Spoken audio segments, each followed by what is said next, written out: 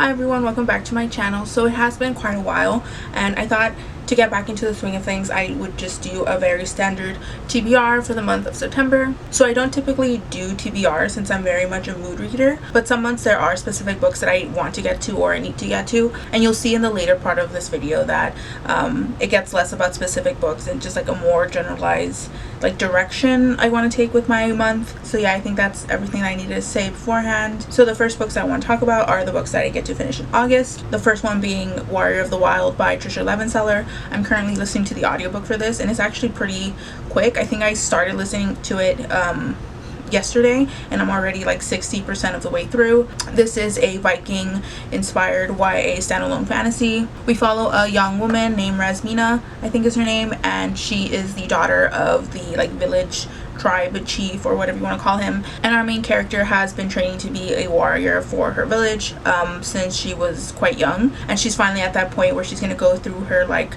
trial or whatever you want to call it to like become like officially a warrior for her community and technically become like a fully fledged woman. Unfortunately for her, something goes wrong and she gets kicked out of her village, but there is the opportunity for her to come back. She just needs to like fulfill this quest. It's pretty much understood that these quests are like pointless and that no one actually completes them because they're so difficult and you might as well just die out in the wilderness. So that's pretty much the premise of the book so far. I'm obviously still in the middle of it, but I'm pretty surprised at how at the character development and the growth that our main character is doing in such a short amount of time. And I'm not saying it's like bad, but I didn't expect that because I have read Trisha Levenseller before. I read her like what was it, like Daughter of the Pirate King or something, and I thought that was very like fun but like kind of like surface level type fantasy. There's nothing super like deep or like introspective about it, but I am enjoying our main character here and the internal struggles that she's going through. I don't want to make this a review because I haven't finished the book, so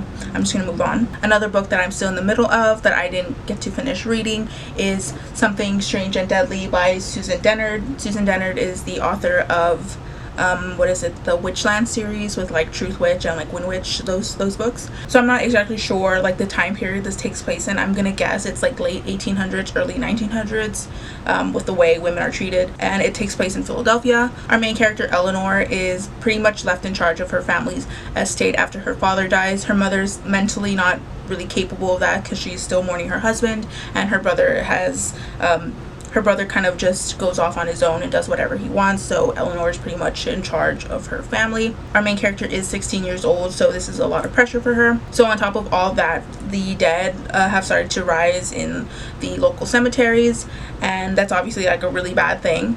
But our main character Eleanor thinks that her brother's disappearance, because he hasn't shown up in quite a while, has to do with the dead rising. So Eleanor seeks help from these like group of like spirit hunters to help her find her brother and to deal with the other paranormal stuff that she's dealing with. There's also like this kind of malicious ghost entity that's like following her around. I'm about a third of the way through, and I guess you would consider this like YA paranormal supernatural mystery thriller. Some moments are technically like thrilling. It's not like bad or anything, but I haven't really been motivated to pick this up. I have been reading it for a little bit. I want to say maybe like a week or a little bit less than a week, and usually I can get through something like this quite quickly because I mean it's YA and the line spacing is quite huge, and it's how long is it? I mean it is almost 400 pages and I'm a third of the way through, but for a mystery thriller it's not really like hasn't like held my attention. It's like easy to put this book down and go do something else. I haven't really grown attached to most of the characters here, so I will finish it. I think it's like really ramping up to something good now. I did see that this was technically like horror since there's like zombies in it, but I wouldn't call it that. I think it's very much like paranormal mystery thriller with a historical setting. So I do have an arc. This is like the only thing that I really need to finish, and that is The Trials of Coley by M.R. Carey. This is the second book in the Rampart trilogy, I think is what it's called. So this is a post-apocalyptic book set in England, and we follow a young boy named Coley. So in the first book, Coley is going through his like coming of age ceremony trial thing that everyone in his village goes through. It's a very small village, it's like 200 people.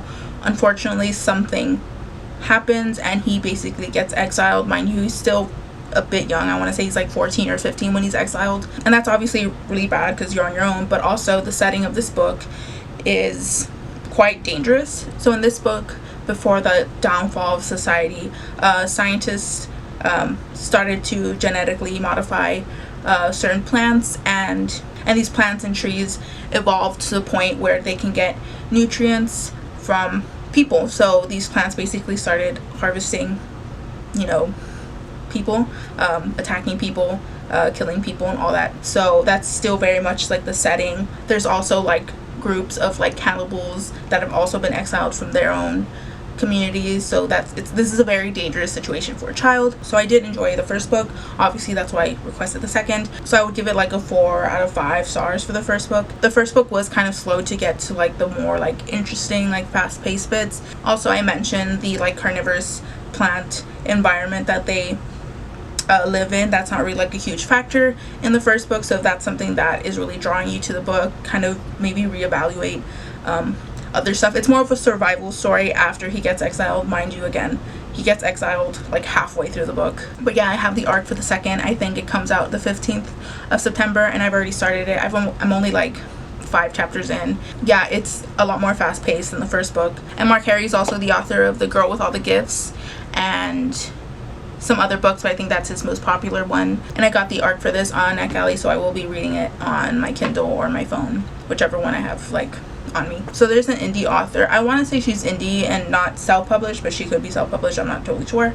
But she's definitely not backed by like any of like the big 5 publishers, and that is Emma Hamm. And I did actually read my first Emma Hamm book last month, and I really enjoyed it, and I would like to read another one. From what I've seen, she typically writes folklore inspired fantasy romance retellings. So this is kind of a spoiler for my August wrap up, but I read Heart of the Fae, which is a Beauty and the Beast Irish folklore fae inspired fantasy romance. So I'd like to pick up Veins of Magic by Emma Hamm. So this is like the sequel to Heart of the Fae. This is part of like a universe called, I think, The Other Worlds or something like that. And this is the only book that you need to read like in order: Heart of the Fae and then Veins of Magic. With the story still fresh in my head, I like to really get back into that. I've been really like appreciative of like good romances. I've been very critical of romances, but I finally figured out that if I like approach a story knowing that it's a romance and it's like very much heavily romance as opposed to like a romantic element, I enjoy it more. So every month I also try to like focus on a specific series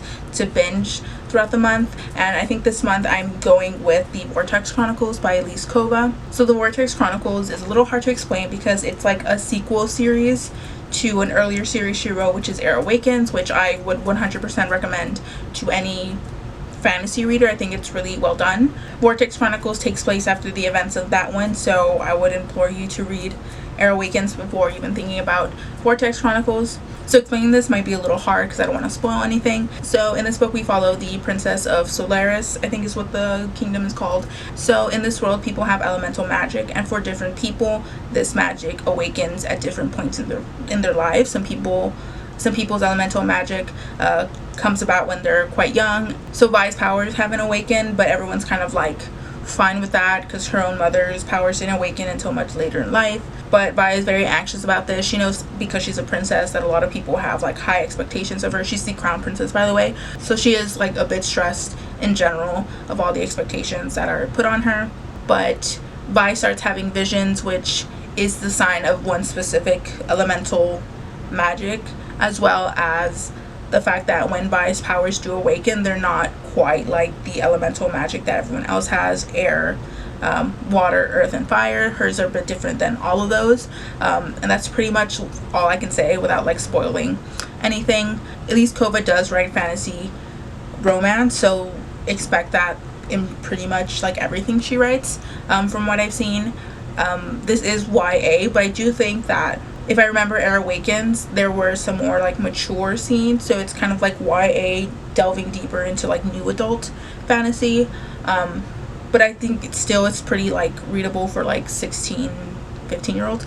My summary is like not the best, so just know that it's like elemental magic, a princess who hasn't grown up in her own country, by the way, for reasons that are explained in the first series. She doesn't actually live in her country. She's kind of been taken away from that, so she doesn't really know the place that she's supposed to rule. Chosen one trope. Yeah, that's all I can pretty much say.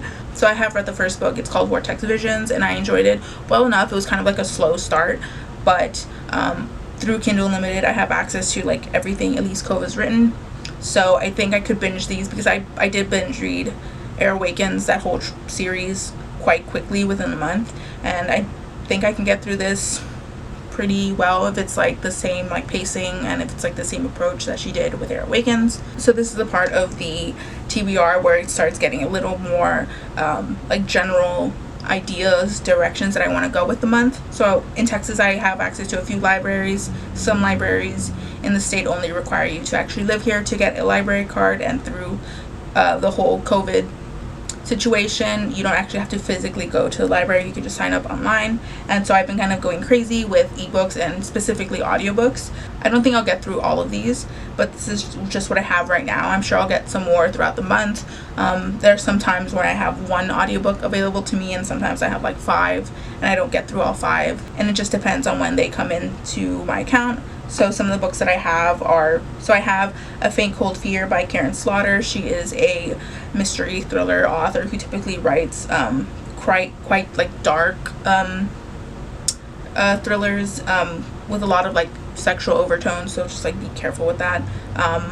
This is I think this is the 3rd book in her Grant County series. I have Tessa Dare's Romancing the Duke. I'm just in the mood for like historical romances right now.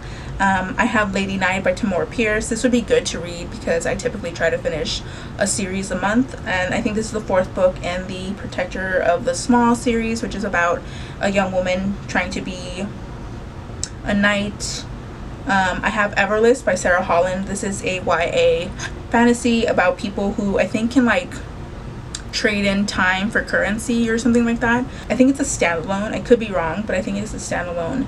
This month I also wanted to read more horror, because I've been like pretty steadily reading horror every month, and without even like attempting to, it just kind of started coming about naturally, which is great because I do have a few horror books on my shelf, but I just gravitate towards fantasy. But I got these from my library. I have The Ballad of Black Tom by Victor LaValle, The Name of the Star by Maureen Johnson, The Woman in Black by Susan Hill, and A Man Is So Discreet by Mindy McGinnis. Again, I don't really know much of these. I have like a general idea of each of these, which is why I'm not like going into detail, but they looked interesting, and I kind of just like picked out some books that were like available now, as opposed to where I'd have to like put in a request, and that takes forever. At least one horror novel is something that I'm trying to read this month. So I'd like to also read some comic books, specifically DC comic books. It's not like a Marvel versus DC thing, but recently, if you're like part of like the DC fandom, you know that the Fandom thing event happened recently, where they kind of just announced a bunch of DC projects that they were working on: television, video games, films, and it's gotten me really hyped. I got really into like the actual comic books for DC when I was starting out in university as something to pass the time, and I read so many, and I can't even list all of them, because I hate putting like all the comics I've read on Goodreads, because sometimes I just read the single trades, and then sometimes I read the volumes, and it just kind of overlaps a lot. So I have to find a way to like properly categorize what I've read so far, since it's so much. But yeah, DC Comics, I have a lot of like the Rebirth runs, because I think they went on sale at my used bookstore for a while. Again, it's not super specific. I'm like open to anything. It's just kind of like what I feel like picking up in the moment. I'd also like to pick up a contemporary novel. It doesn't have to be like contemporary romance. It could just be like literary contemporary, but I kind of just want to read something out of like speculative genres. So that's what I had in mind for this month. I know it's not super specific, and I know I didn't give a lot of summaries for some of these books, but I generally just like don't know what they're about. I kind of just want to go in blind for a lot of these books, like horror and like mystery thrillers and stuff. I envy like booktubers that have like a whole list of specific books they want to get to. I could do that, but I think I'd be lying, because I know that like I probably won't even stick to the list. Like as soon as I finish filming a video like that, I won't stick to it. It'd be like fake of me to do that. So like this general vibe with like a few books that I know I have to get to is pretty much like how I will approach like TBRs. So that's everything I wanted to talk about in this video. If you have any recommendations for any books that fit into these general categories, like a horror novel or like a contemporary where I didn't give like a specific book, feel free to recommend one. I'm all ears. Thank you so much for watching. I will list all my socials down below, and I will see you in the next video. Peace out.